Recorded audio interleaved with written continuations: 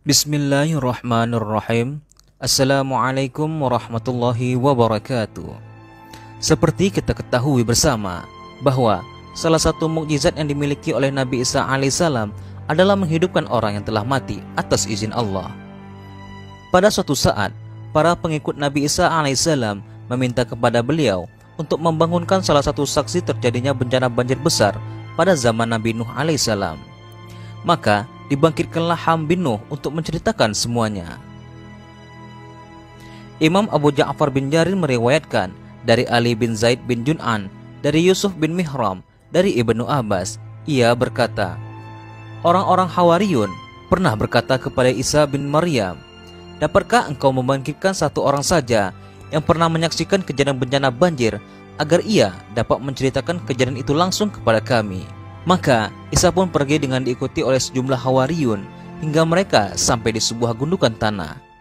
Lalu Isa mengambil satu genggam dari tanah itu dengan tangannya. Lalu ia berkata, apakah kalian tahu apa ini?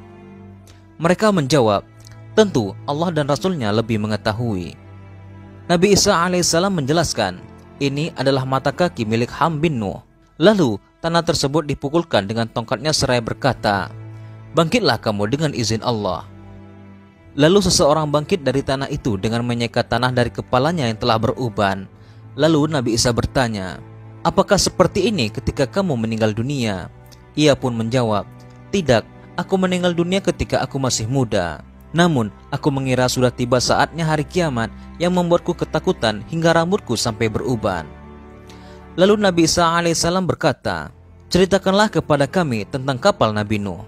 Lalu ia menuturkan, kapal itu memiliki panjang 1.200 hasta dan lebar 600 hasta. Kapal itu memiliki 3 lantai. Satu lantai terdapat hewan peliharaan dan binatang liar. Satu lantai lagi terdapat manusia. Dan satu lantai lainnya terdapat berbagai jenis burung. Ketika kotoran hewan telah semakin banyak, Allah mewahyukan kepada Nabi Nuh untuk memegang ekor gajah. Lalu ketika Nuh memegang ekor gajah tersebut, maka jatuhlah babi jantan dan babi betina. Lalu keduanya melahap kotoran tersebut. Lalu ketika tikus mulai menggerogoti badan kapal dengan giginya, Allah mewahyukan kepada Nabi Nuh untuk memukul di tengah-tengah antara 2 mata macan. Dan ketika Nuh melakukannya, maka keluarlah kucing jantan dan kucing betina dari bagian hidungnya. Lalu keduanya mengejar tikus untuk tidak menggerogoti kayu yang ada di kapal itu lagi.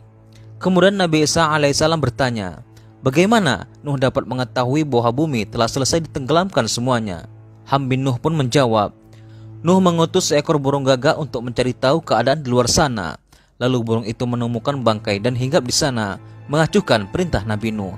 Maka Nabi Nuh mengutuknya dengan rasa takut, hingga sampai sekarang ia tidak dapat mengenali rumah. Kemudian Nuh mengutus seekor burung merpati. Lalu ia segera kembali dengan menggigit sebuah daun zaitun di paruhnya dan mencengkeram buah tin di cakarnya. Maka Nabi Nuh pun memahami bahwa bumi telah selesai ditenggelamkan. Kemudian Nabi Nuh mengelus warna hijau yang ada di leher burung tersebut dan mendoakannya agar selalu dalam kebahagiaan dan keamanan.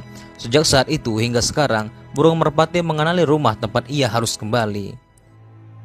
Lalu Hawariyun berkata kepada Nabi Isa alaihissalam, wahai Rasulullah, dapatkah kita mengajak orang ini untuk menginap di rumah kita, agar ia dapat beristirahat dengan menceritakan semua secara lengkap?